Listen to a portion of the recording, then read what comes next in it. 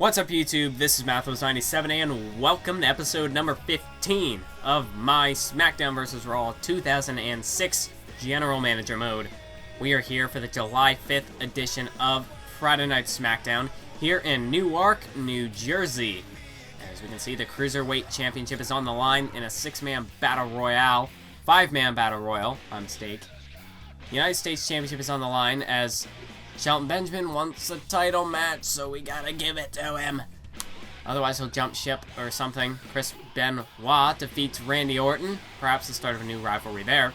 Batista and Eddie Guerrero defeat Kane and the Big Show, which makes them essentially the #1 contenders for the tag team titles, because if you beat the champ, you're basically #1 contender. It's almost like it's like an unwritten law. At least I go by that. Like, if you beat the champ, unless it, of course, doesn't apply to storyline whatsoever, like Santino defeating Mark Henry in Universe mode in that one simulated match. That never would happen. Why?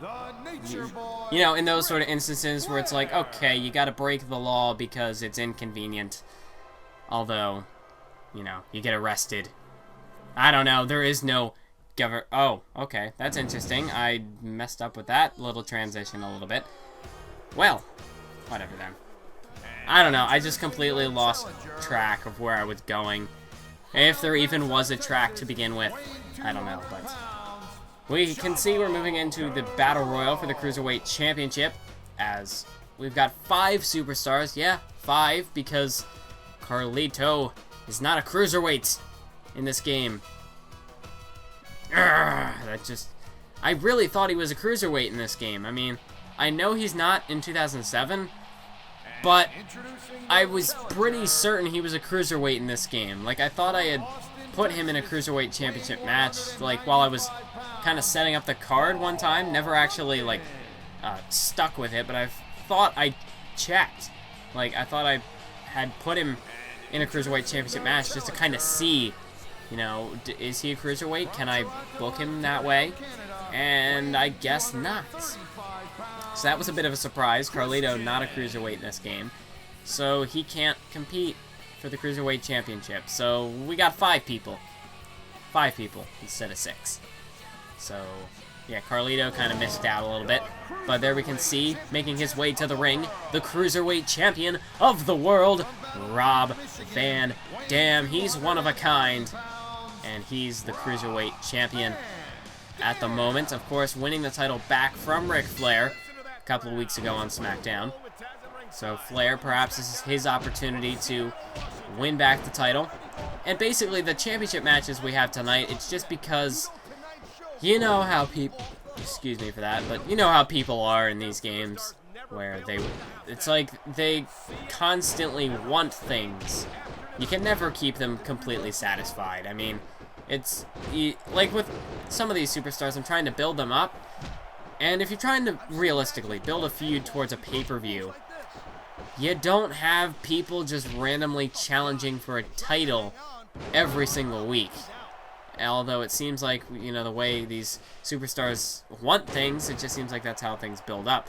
And I guess that's kind of, one of the flaws with GM mode. I mean,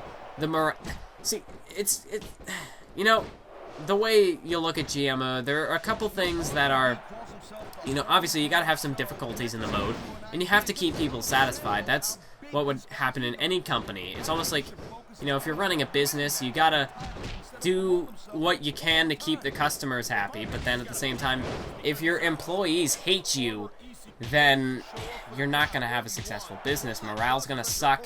People going to your store are going to be like, oh, well, the employees here are garbage. They don't, you know, you got to keep everybody happy. And sometimes it's just a bit inconvenient for storyline purposes. But I guess that's what something more of like a universe mode is for, where there aren't limitations like that, where you can just basically book whatever you want.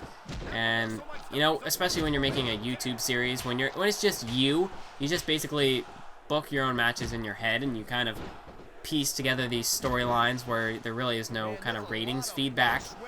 Whereas, you know, GM mode, it's more of you're kind of getting the experience of how to run a company It's not perfect, which is probably why they took the mode out. I don't know why, because it was like the one thing I looked forward to with WWE games. And then comes SmackDown vs. Raw 2009, I'm like, okay, time to play some GM mode. And then it wasn't there. I was devastated. So we're actually kind of running out of potential GM mode series to do. We've already completed one game. We've got this one yet. And then there's 07, which, granted, I'm not sure exactly when this series is going to finish, because last year I was running about 3 to 4 series while I was doing GM mode. And we saw it started, well, part of it was because I screwed up originally when I was the Raw GM, so it started from like around Christmas time of 2012 up until November, October of last year. I guess it depends what you consider the official finale, if you consider WrestleMania or the kind of bonus episode I did, the recap sort of thing, highlights video I made.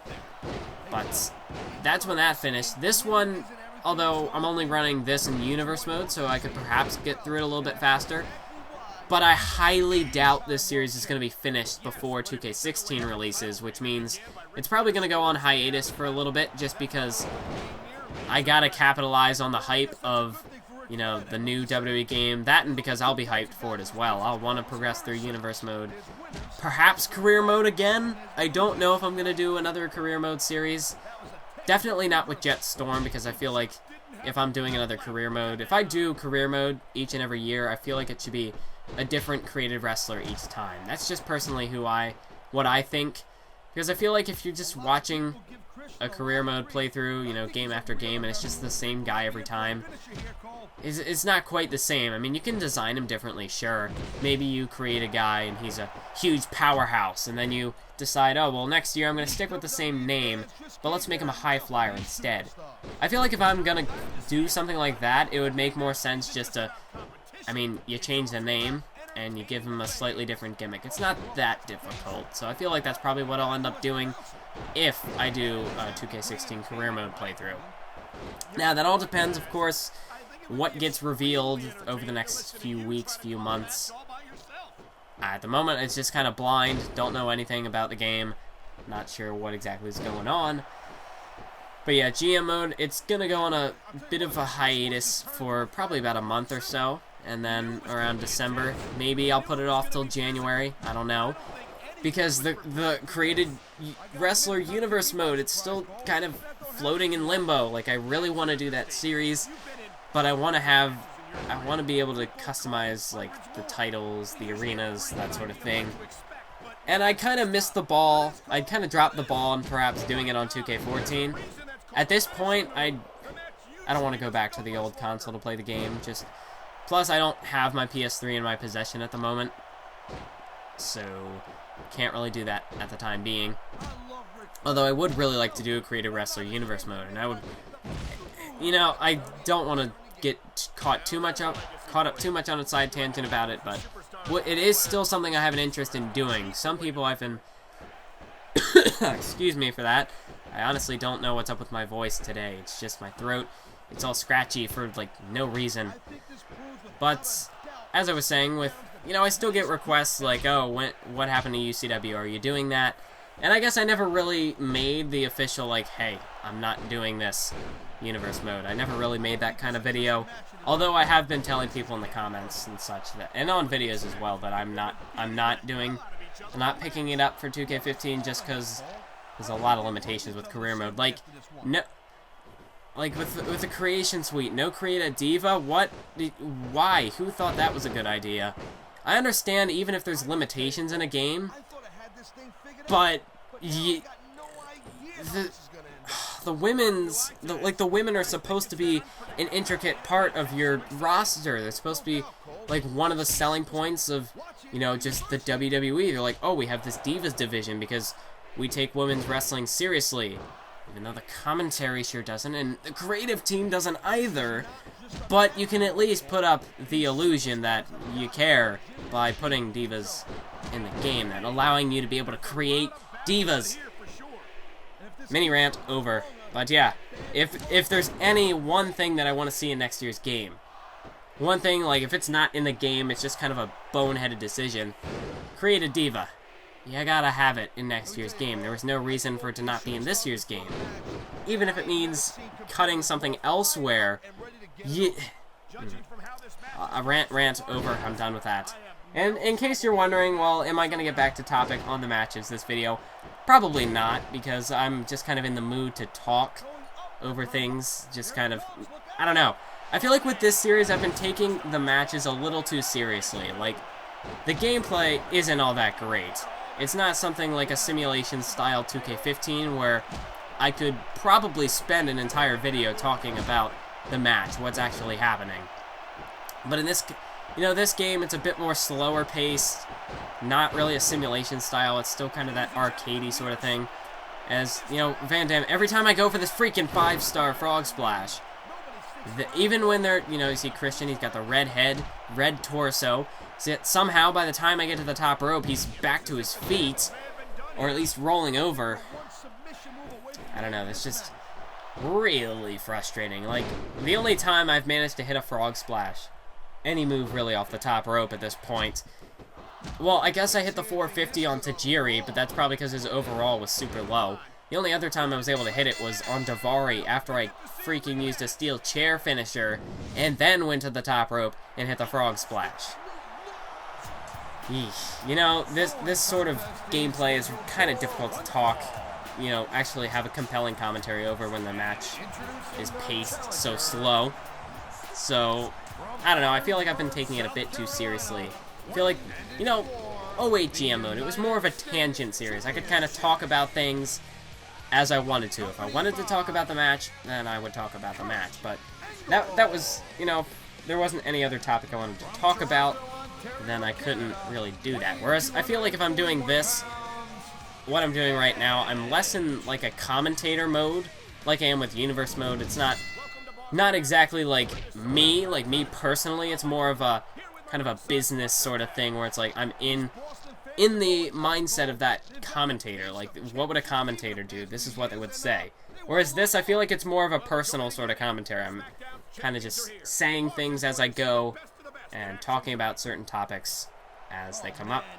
And speaking of topics, back on the talk of 2K16, well, first of all, we just had a lot go down this past weekend. I mean, we had, not in 2K16, but just in WWE games, just in general. I mean, there was Famniversary, which I'm sure, I don't know exactly what all of you are, like, followers of FAM. I mean, even if you're not hey, I wasn't really a big follower of FAM, but then I saw the Royal Rumble, and then, I kind of hang around. It's really these big events that just kind of draw people. Even if you're not a consistent fan of FAM, it's just these big events. I mean, it's all the hype. I mean, because it does deliver. They put a lot of editing into all of that. So Famniversary, I'm sure it's going to be a pretty big talking point in the community. It kind of has been a little bit as of late, and then probably, I mean, hey, they have all the YouTubers involved in it as well, so if you're a fan of some of the YouTubers that are involved, you're probably going to watch it. And, you're probably going to watch it because it's just like, hey, this looks pretty cool. It's a created wrestler sort of thing. Kind of like what I was hoping I could build up UCW to be, that series, that created wrestler universe mode. I was of course, not exactly the same. It would have been a bit different, probably. I mean, I don't know. They just put a lot of, they put heavy emphasis on the edits and whatnot.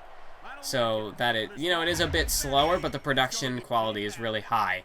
Whereas, my uploads, like my universe mode and what my created wrestler universe mode would be, I would like to think of it, the idea I had in mind is something more of a, if you watch Delzinski or Vintage Shizzle on YouTube, like his Saturday Night Main Event universe mode, how it's more of a weekly thing, but there is some good production quality behind it. That would have been more of what the created wrestler universe mode would be. It probably would not be what I had WWE 13 universe mode, the latter half of it, where it was like 50 minutes an episode. Maybe more like 30 minutes, because, I mean, I don't know. I'm not sure exactly how I would do that, because the first several episodes would probably be to kind of establish the characters that, the kind of the main superstars.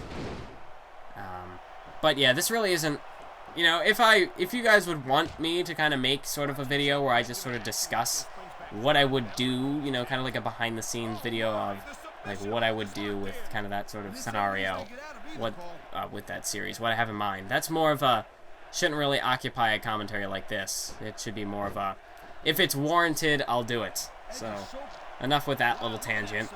Shelton Benjamin here tonight. Actually, the topic I wanted to talk about, like, 10 minutes ago, when I was talking about these superstars and their morale. This year, it's a bit different. In 08, I decided to, you know, just basically forget all of that. No, I mean, like, I turned most of the settings off. Like, injuries were off. Morale was off. Basically, any sort of difficulty that GM mode brings into play, other than the ratings, were turned off. So, I mean, it was a lot different last year. I mean, I really needed all those stipulation matches as well, because, I mean, your ECW, you only have one title, so that's a bit discouraging. And then, you know, I guess that was kind of one thing about 08, is the roster could have been a bit bigger, just to kind of balance things out a bit more, so each roster could kind of have a set of 20 or whatever. But I had to turn all that stuff off, because otherwise it would have been near impossible, probably, to win GM of the Year. Perhaps that could be another challenge for another time, to perhaps go back and see if I could complete it with the difficulties stuff turned on. But with this year, I mean, I have injuries on, the morale is on, so it's a bit more difficult. That's why I haven't been just willy-nilly throwing out stipulations left and right like I did in 08. You know, you can't just have a random tables match, because why not? So that unfortunately means that these superstars, they're gonna want title shots. And, you know, at the moment, Raw does have 20 superstars. Will they always have their roster capped like that? I'm not sure. They might drop down to like 19 or 18, depending on, you know, the contracts, whether they want to keep people or not. I don't know what the AI thinks, what they do. I figured they would have lost Stevie Richards by now, but they decided to keep him for some reason. Not too sure why, because his popularity is like 25, but they keep him. They have their like 1 star, maybe half star matches with Stevie Richards and other people like Heidenreich or the Basham brothers. I don't know, but you know, the morale being on, it is an issue. They could perhaps jump ship, and that's really what I should have done with 08. I should have probably maybe had one of those stipulations set. Like, the injuries probably had to stay off, just because I would have gotten slaughtered if half my roster got injured. But this year, I got to be careful with kind of the stipulations I use, and that's why I've been kind of hesitant. Well, that's one reason why I've been kind of hesitant to use, like, the Last Man Standings, the Hell in the Cell, TLC, you know, the really big matches. Even Steel Cage. I don't think I've done a Steel Cage match yet. I mean, at the pay-per-view, we had it at Judgment Day, we had the Iron Man match, and that was like a 4.5 star, so that did well. And I'm kind of curious to see, you know, in a sense, it kind of makes it more special when we have a Hell in the Cell matchup. Whereas in 08, basically every pay-per-view had a Hell in the Cell matchup. It was like, that's the be-all, end-all conclusion of a feud. You have Hell in the Cell. And if it's not that, it's Last Man Standing. So really, those were the main two. It's like every pay-per-view, you got one of those two matches, just because those were really the only matches that you could really use on a pay-per-view that you couldn't use on a regular show. So it's like, oh, it's a pay-per-view, we gotta use this match now. Whereas this year, you can use any type of match whenever. Like we saw earlier, Monday Night Raw using Hell in the Cell. So I feel like if I hold off on the big matches, it makes it a bit more special when we actually see one. Unlike in 08, where it's just like Hell in the Cell at Backlash, then again at Vengeance, then again at Survivor Series, then at, you know, like, if not every pay-per-view, every other pay-per-view was Hell in the Cell. So it's like, okay, we've seen this before. It's cool, but it doesn't have the same effect as it would if it's like one Hell in the Cell match for the entire series. You know, the more you see something, the less special it is. And, you know, kind of create a bit of a sense of build-up. Like, an Iron Man match, it's not anything like death-defying like a Hell in the Cell or a Last Man Standing could be. It's not quite as hardcore. But it got the job done at Judgment Day. And this way we can kind of create the sense of build-up, like, oh, one pay-per-view we have the Iron Man. The next maybe it's a hardcore match. Then we have a ladder match, and then a TLC, and then a steel cage, and the last man standing, Hell in the Cell. You know, just kind of build up to that grand conclusion whenever that matchup does come about, whenever we get to it. And at the same time, you know, I've got a lead in the ratings, so I don't feel like... I mean, Monday Night Raw, they're probably desperate, and then again, it's an AI controlling it, so they don't know what they're doing. I mean, the WWE Championship seems to be on the line, like, every third week or something. I might be over-exaggerating a bit, but, I mean, they've got their core group of superstars. I mean, they've got, like, Battle Royals, Hell in the Cells, Iron Man. They're really doing a lot so that main event just knocks it out of the park. They get like 4.5, maybe even 5-star main events. But then it's just that undercard where they're getting like 1-star, 2-star matches. That's really what has given us the edge, is because we've had a more consistent show overall. Like, that's what I've been doing with these jobber matches, building up talent so that one day we won't have to have the jobber handicap match anymore, because my roster is going to be up in the 60s, maybe even the 70s, depending how far I go with it. Of course, you know, the superstars I've been bringing in, maybe it's been a little cheap that I've been bringing in guys like Andre, the British Bulldog, Bret Hart. Like, I've been putting them up in the free agency at the exact same time that I want to sign them. So it's like, say, for example, Chris Masters, his contract is coming up, it's going to expire. So that week that I still have him, I'm going to put somebody up on the free agency, and then Masters' contract expires, and then I pick up, I don't know, like Andre the Giant. That's how I've been doing it so far, and maybe that's a bit cheap, but that's, you know, maybe perhaps that's being a little bit cheap, because I do get these superstars, and it does give me a bit of an edge, I suppose. So maybe I should probably stop doing that, because there are still other superstars I'm going to bring on, like, who's left in the game? There's Mankind, the Junkyard Dog, unfortunately not Jake Roberts, because I need a PSP to unlock him, which sucks, because I would have really loved to use Jake Roberts in this series, but that's unlikely to happen. And then there's all the guys you got to unlock by challenge mode, like Ted DiBiase, and that might have been it, actually. I think there's another guy, but I don't remember. And really, challenge mode, it's not the most exciting of modes. I would have to play through a match just for the sake of, oh, reverse a strike 10 times, reverse a grapple 10 times. That sounds exciting, don't you think? Hopefully you understand why I'm not doing that exactly.